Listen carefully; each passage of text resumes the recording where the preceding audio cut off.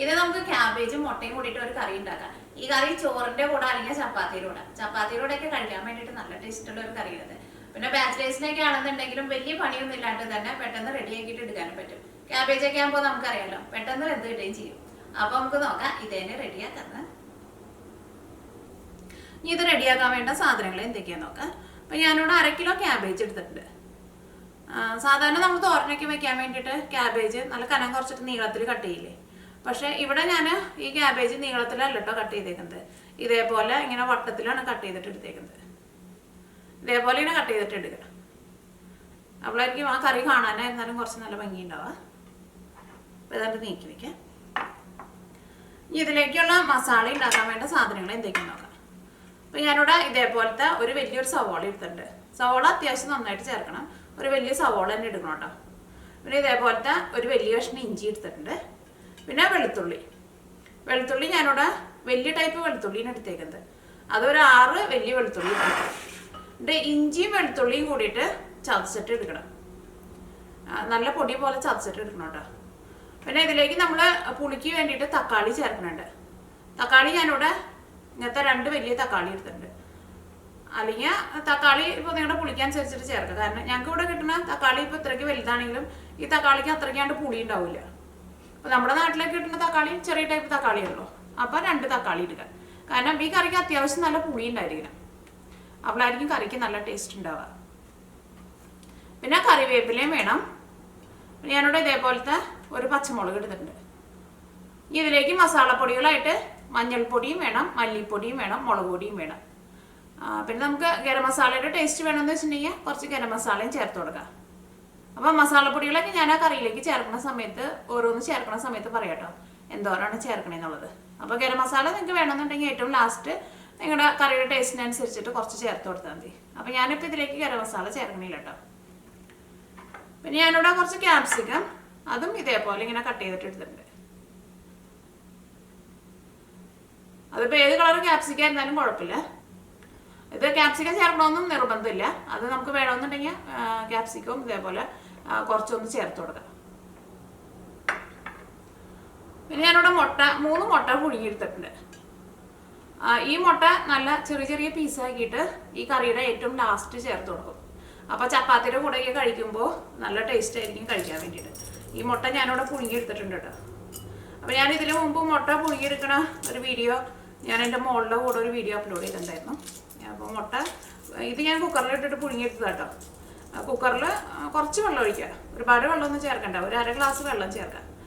എന്നിട്ട് അതിലേക്ക് നമ്മൾ മുട്ട വെച്ചിട്ട് കുക്കർ അടച്ചു വയ്ക്കുക. കുക്കറിൽ നിന്ന് ഒരു വിസിൽ വന്നു കഴിയുമ്പോൾ തന്നെ തീ ഓഫ് ചെയ്യുക. എന്നിട്ട് കുക്കറിൻ്റെ ഉള്ളിൽ നിന്ന് ആവി മുഴുവൻ പോയി കഴിഞ്ഞ് കഴിയുമ്പോൾ കുക്കർ തുറക്കുക. അപ്പോൾ മുട്ട നമുക്ക് നല്ല കറക്റ്റ് പാകത്തിന് വെന്ത് കിട്ടും. മുട്ടയുടെ കളറൊന്നും മാറില്ല. ഈ മുട്ടയുടെ കളറൊന്നും മാറിയിട്ടില്ലല്ലോ. ഒരു 10 മിനിറ്റ് മതി നമുക്ക് മുട്ട റെഡിയാക്കിയിട്ട് എടുക്കാൻ വേണ്ടിയിട്ട്. പിന്നെ കുക്കറിൻ്റെ ഉള്ളിൽ നിന്ന് ആവി മുഴുവൻ പോയി കഴിഞ്ഞിട്ടുണ്ടെങ്കിൽ പിന്നെ നിങ്ങൾ ആ മുട്ട കുക്കറിലിട്ട് വെക്കരുത്. അങ്ങനെ വെള്ളത്തിൽ തന്നെ അങ്ങോട്ട് കിടന്നിട്ടുണ്ടെന്ന് വെച്ചിട്ടുണ്ടെങ്കിൽ ചിലപ്പോൾ മുട്ടയുടെ കളർ മാറിപ്പോകും. അല്ലെങ്കിൽ മിക്കവരും പറയുന്ന ഒരു പരാതിയാണ് മുട്ട പുഴുങ്ങിയിട്ട് എടുക്കുമ്പോൾ മുട്ടയുടെ കളർ മാറുന്നത്. അത് മുട്ട നമ്മൾ കുറേ നേരം ഇട്ടിട്ട് വെള്ളത്തിലിട്ടിട്ട് ഇങ്ങനെ വേവിച്ച് കഴിയുമ്പോഴാണ് ആ മുട്ടയുടെ കളർ മാറുന്നത്.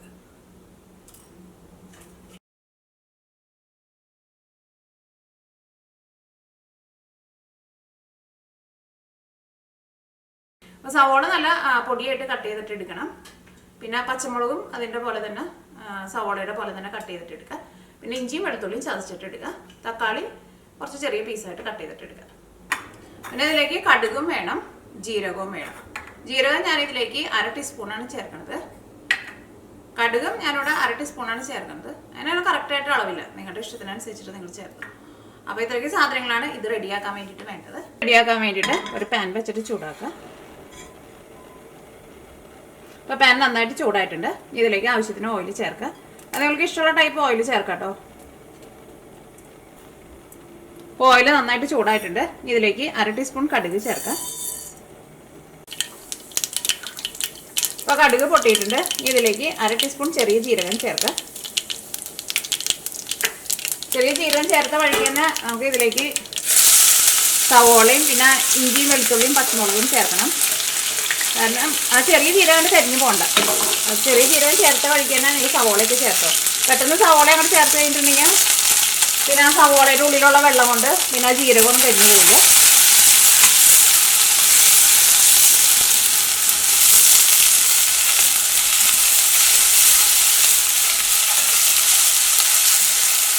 ഈ സവോളയ്ക്ക് നന്നായിട്ടൊന്ന് വഴന്ന് വരണം. വഴന്ന് വരാമെന്ന് വെച്ചിട്ടുണ്ടെങ്കിൽ ആ സവോളയുടെ പച്ച ടേസ്റ്റൊക്കെ പോയിട്ട് സവോള ഒന്ന് നന്നായിട്ടൊന്ന് സോഫ്റ്റായിട്ട് വരണം.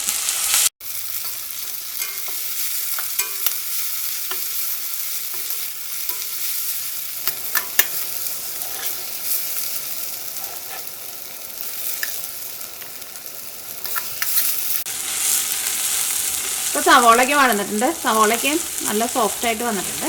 ഇതിലേക്ക് മസാലപ്പൊടികൾ ചേർക്കാം. മസാലപ്പൊടികൾ ചേർക്കുമ്പോൾ തീ പതുക്കെ ഒന്ന് കുറച്ച് വയ്ക്കുക. മഞ്ഞൾപ്പൊടി ചേർക്കാം. മഞ്ഞൾപ്പൊടി ഞാനിതിലേക്ക് 1/2 ടേബിൾ സ്പൂണാണ് ചേർക്കുന്നത്. ഈ മഞ്ഞൾപ്പൊടി ഇതിനകത്ത് കിടന്നിട്ട് നന്നായിട്ട് മുരിയണം. കഴിഞ്ഞ ദിവസം ഒരു മെസ്സേജ് വന്നിട്ടുണ്ടായിരുന്നു. ഒരു ബാച്ചിലറാണ് ചോദിച്ചിട്ടുണ്ടായിരുന്നത്. സാധാരണ നമ്മൾ കറിയിലേക്ക് മസാലപ്പൊടികൾ ചേർക്കുമ്പോൾ ഈ മസാലപ്പൊടികളൊക്കെ മൊരിഞ്ഞെന്ന് പറയില്ലേ. അപ്പോൾ അവർ ചോദിക്കുന്നത് എങ്ങനെയാണ് മൊരിഞ്ഞത്, എങ്ങനെയാണെന്ന് അറിയാമെന്നാണ് ചോദിക്കുന്നത്. അതറിഞ്ഞത് എങ്ങനെയെന്ന് വെച്ചിട്ടുണ്ടെങ്കിൽ ഇതൊക്കെ മൊരിഞ്ഞ് കഴിയുമ്പോൾ നമ്മൾ ആ മഞ്ഞൾപ്പൊടിയാണ്ട് ഇട്ട് കഴിയുമ്പോൾ തന്നെ ഒരു പച്ച സ്മെല്ലായിരിക്കും. അത് കഴിഞ്ഞിട്ട് അതൊന്ന് മൊരിഞ്ഞ് വന്നു കഴിയുമ്പോൾ അതിൻ്റെ സ്മെല്ലിനൊരു വ്യത്യാസം വരും. പിന്നെ ഇതിനകത്ത് കിടന്നിട്ടാണ് മൊരിയുമ്പോൾ നമുക്ക് അറിയാൻ വേണ്ടിയിട്ട് പറ്റും. ഓയിൽ കിടന്നിട്ട് അവിടെ മൊരിഞ്ഞ് വന്നു കഴിയുമ്പോൾ ആ മഞ്ഞളിൻ്റെ ആ നല്ല ഡാർക്ക് മഞ്ഞ കളറായിരിക്കുമല്ലോ, അത് ചെറുതായിട്ടൊന്ന് ഫെയ്ഡായിട്ട് വരും. ഒരു പച്ച മണം ഉണ്ടാവും. പ്രത്യേകിച്ച് മല്ലിപ്പൊടിയൊക്കെ ചേർക്കുമ്പോൾ ഒരു പച്ച മണം ഉണ്ടാവും. അപ്പോൾ അതിങ്ങനെ ഓയിൽ കിടന്നിട്ടാണ് മൊരിഞ്ഞ് കഴിഞ്ഞ് കഴിയുമ്പോൾ ആ മണം അങ്ങോട്ട് പോവുകയും ചെയ്യും. അതിൻ്റെ ആ കളറിന് ചെറിയൊരു മാറ്റം വരും.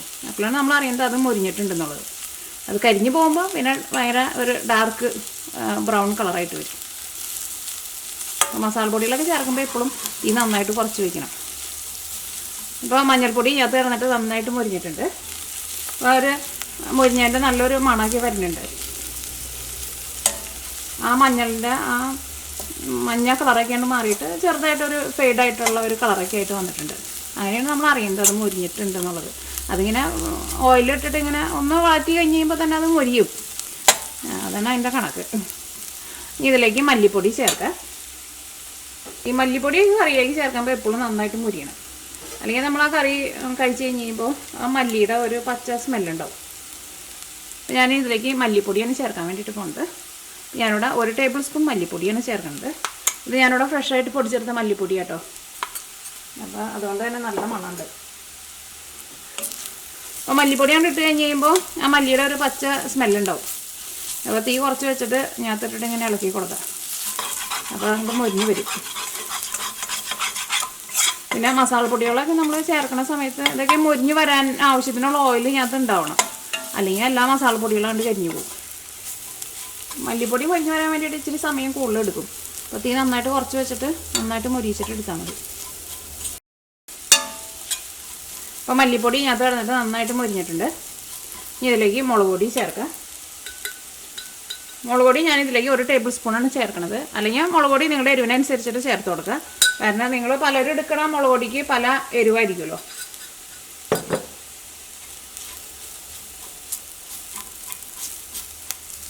അപ്പോൾ അത് കുറച്ച് ഓയിൽ കുറവുണ്ട്. ഇനി ഇതിലേക്ക് നമുക്ക് തക്കാളിക്ക് ചേർക്കണമല്ലോ. അപ്പോൾ ഞാനിതിലേക്ക് കുറച്ച് ഓയിലും കൂടി ചേർക്കുന്നുണ്ട്. എന്നാൽ മാത്രമേ മസാലപ്പൊടികളൊക്കെ ശരിക്കാണ്ട് മൊരിയുള്ളൂ.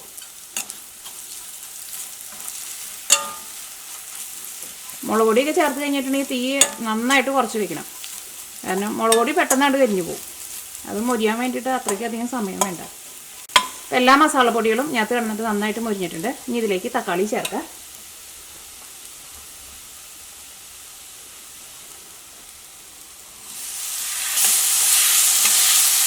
അത് നിങ്ങൾ തക്കാളി ചേർക്കുന്ന സമയത്ത് നല്ല പഴുത്ത തക്കാളി അല്ലാന്ന് വെച്ചിട്ടുണ്ടെങ്കിൽ ഈ തക്കാളിയുടെ ഉള്ളിൽ നിന്ന് വെള്ളം വരാൻ വേണ്ടിയിട്ട് കുറച്ച് സമയം കൂടുതലെടുക്കും. അപ്പോൾ കുറച്ച് വെള്ളം ഒന്ന് തെളിച്ച് കൊടുത്തോ. ഇനിയിപ്പോൾ നന്നായിട്ട് പഴുത്ത തക്കാളിയാന്ന് വെച്ചിട്ടുണ്ടെങ്കിൽ ആ തക്കാളി നമ്മൾ ചേർത്ത വഴിക്ക് ഒന്ന് ചൂടായി കഴിയുമ്പോൾ പെട്ടെന്ന് അതിൻ്റെ ഉള്ളിൽ നിന്ന് നന്നായിട്ട് ജ്യൂസൊക്കെ ആണ്ട് വരും. അപ്പോൾ ഈ തക്കാളി ഇപ്പോൾ അത്രയ്ക്കാണ്ട് പഴുത്തിട്ടില്ല കേട്ടോ. ഇത് ഭയങ്കര ഹാർഡായിട്ടിരിക്കുന്ന തക്കാളിയാണ്. ഞാനിതിലേക്ക് കുറച്ച് വെള്ളം തെളിച്ച് കൊടുക്കുന്നുണ്ട്. ഒരുപാട് വെള്ളം ചേർക്കരുത്. അങ്ങനെ കുറേ വെള്ളം ചേർത്തിട്ടുണ്ടെങ്കിൽ ഒരു പച്ച ചോക്ക് വരും. ജസ്റ്റ് കൈ കൊണ്ട് ഒന്ന് വെള്ളം ഒരു ഇച്ചിരി ഒന്ന് തെളിച്ച് കൊടുക്കുക. ഇതേപോലെ ഇങ്ങനെ വെള്ളം എടുത്തിട്ട് ഒരു പ്രാവശ്യം കൂടി തെളിച്ച് കൊടുക്കുക.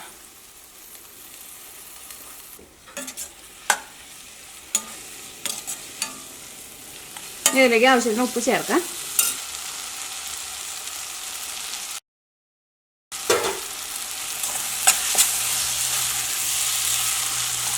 ഈ തീ പതുക്കെ കുറച്ചിട്ട് ഈ കറി മൂടി വയ്ക്കാം. തക്കാളി വെന്ത് നല്ല സോഫ്റ്റായിട്ട് വരണം. തീ ഒരുപാട് കൂട്ടി വയ്ക്കരുത്.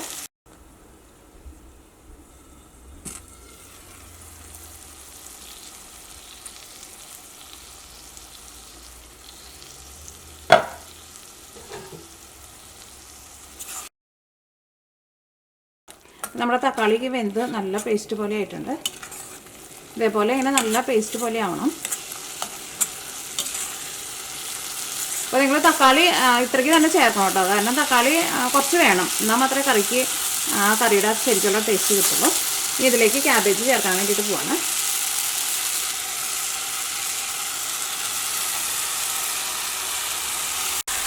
ക്യാബേജ് ചേർത്ത് കഴിഞ്ഞിട്ടുണ്ടെങ്കിൽ ഇതിലേക്ക് നിങ്ങൾ വെള്ളമൊന്നും ഒട്ടും ചേർക്കരുത് കേട്ടോ. കാരണം ക്യാബേജിൻ്റെ ഉള്ളിൽ തന്നെ അത്യാവശ്യം നല്ല വെള്ളമുണ്ട്. പിന്നെ ക്യാബേജൊക്കെ നമുക്ക് പെട്ടെന്ന് വെന്ത് കിട്ടുകയും ചെയ്യും. വെള്ളം അങ്ങനെ ചേർത്തിട്ടുണ്ടെങ്കിൽ കറിയുടെ ടേസ്റ്റ് മാറും. ഇതിലേക്ക് ക്യാപ്സിക്കം പിന്നെ മുട്ട പുഴുങ്ങി വെച്ചതും ഈ ക്യാബേജ് ഒന്ന് വെന്ത് കഴിഞ്ഞിട്ടാണ് ചേർക്കുന്നത്. ഇനിയിപ്പോൾ ഞാനിതിലേക്ക് ഉപ്പ് ചേർക്കണില്ല. നേരത്തെ തക്കാളിയിൽ നമ്മൾ ചേർക്കണ്ടായിരുന്നല്ലോ. ഇനി കറി ഒരു 3/4 ഭാഗം റെഡി ആയി കഴിയുമ്പോൾ പിന്നെ ടേസ്റ്റ് നോക്കിയിട്ട് അതനുസരിച്ചിട്ട് ചേർക്കണുള്ളൂ. കാരണം ക്യാബേജിലേക്കൊന്നും അധികം ഉപ്പ് വേണ്ട. ക്യാബേജൊക്കെ നല്ല സോഫ്റ്റായിട്ടാണല്ലോ ഇരിക്കുക വെന്ത് വന്ന് കഴിയുമ്പോൾ. അത്യാവശ്യം ഉപ്പ് ഞാൻ നേരത്തെ ചേർത്തിട്ടുണ്ടായിരുന്നു. ഇനി കറി മൂടി വയ്ക്കാം. ഇപ്പോൾ സ്റ്റാർട്ടിങ്ങിൽ ഞാൻ തീ ഒന്ന് നന്നായിട്ട് കൂട്ടി വയ്ക്കുന്നുണ്ട്. അത് കഴിഞ്ഞിട്ട് ഈ ക്യാബേജൊക്കെ നന്നായിട്ടൊന്ന് ചൂടായി കഴിഞ്ഞ് കഴിയുമ്പോൾ തീ കുറച്ച് വയ്ക്കും. അത് നിങ്ങളതനുസരിച്ചിട്ട് തീ കൂട്ടിയും കുറച്ചും വെച്ച് കൊടുത്തു. ഇടയ്ക്ക് കറിയൊന്ന് ഇളക്കിയിട്ട് കൊടുക്കാൻ വേണം. അപ്പോൾ നിങ്ങൾ വെജിറ്റേറിയൻകാരാണെന്ന് വെച്ചിട്ടുണ്ടെങ്കിൽ മുട്ട കഴിക്കാത്തവരാണെന്ന് വെച്ചിട്ടുണ്ടെങ്കിൽ മുട്ട ചേർത്തില്ലെങ്കിലും കുഴപ്പമില്ല.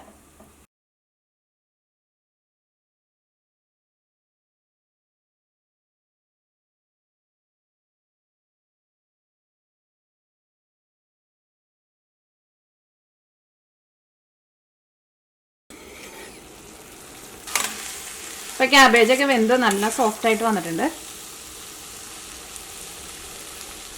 ഇനി ഇതിലേക്ക് ക്യാപ്സിക്കം ചേർക്കാം.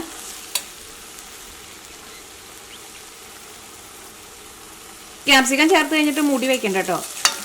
കാരണം ഈ ക്യാബേജിന് ഇപ്പോൾ നല്ല ചൂടുണ്ടല്ലോ. അപ്പോൾ നമ്മളിങ്ങനെ മിക്സ് ചെയ്ത് കഴിഞ്ഞ് കഴിയുമ്പോൾ ആ ക്യാബേജിൻ്റെ ചൂട് കൊണ്ട് തന്നെ അത് നന്നായിട്ടൊന്ന് വാടിയ പോലെ വന്നാൽ മതി. ക്യാപ്സിക്കം അങ്ങോട്ട് വെന്ത് പോകേണ്ട ആവശ്യമില്ല. ഇനി ഇതിലേക്ക് നമ്മൾ കട്ട് ചെയ്ത് വെച്ചേക്കുന്ന മുട്ടയുണ്ടല്ലോ, ആ മുട്ടയും ചേർക്കാം.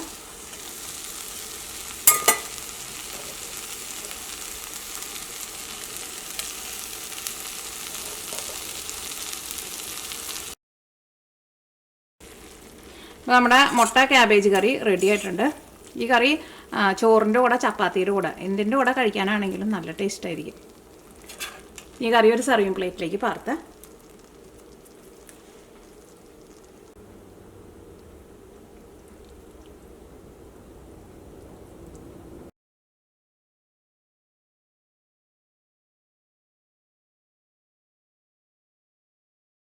പിന്നെ ചോറ്. ഇപ്പോൾ നമ്മുടെ ക്യാബേജ് മുട്ടക്കറി റെഡി ആയിട്ടുണ്ട്. ഈ കറിക്ക് അത്യാവശ്യം നല്ല എരിവുണ്ട്, അത്യാവശ്യം നല്ല പുളിയൊക്കെ ഉണ്ട്. ചോറിൻ്റെ കൂടെ അല്ലെങ്കിൽ ചപ്പാത്തിയുടെ കൂടെയൊക്കെ കഴിക്കാൻ വേണ്ടിയിട്ട് നല്ല ടേസ്റ്റുള്ളൊരു കറിയാണിത്. അപ്പോൾ നിങ്ങൾ മുട്ട കഴിക്കാത്തവരാണെന്ന് വെച്ചിട്ടുണ്ടെങ്കിൽ ഇപ്പോൾ മുട്ട ചേർത്തില്ലെങ്കിലും ഈ കറിക്ക് നല്ല ടേസ്റ്റ് ഉണ്ടാവും കേട്ടോ. കാരണം ഇപ്പോൾ നൊയമ്പിൻ്റെ സമയമൊക്കെയാണല്ലോ. അപ്പോൾ മുട്ട ചേർക്കാണ്ടും ഉണ്ടാക്കിയിട്ടുണ്ടെങ്കിലും നല്ലതായിരിക്കും. അപ്പോൾ നിങ്ങളെല്ലാവരും ട്രൈ ചെയ്ത് നോക്കാം. നിങ്ങൾക്ക് എല്ലാവർക്കും നല്ല ഇഷ്ടമാവും.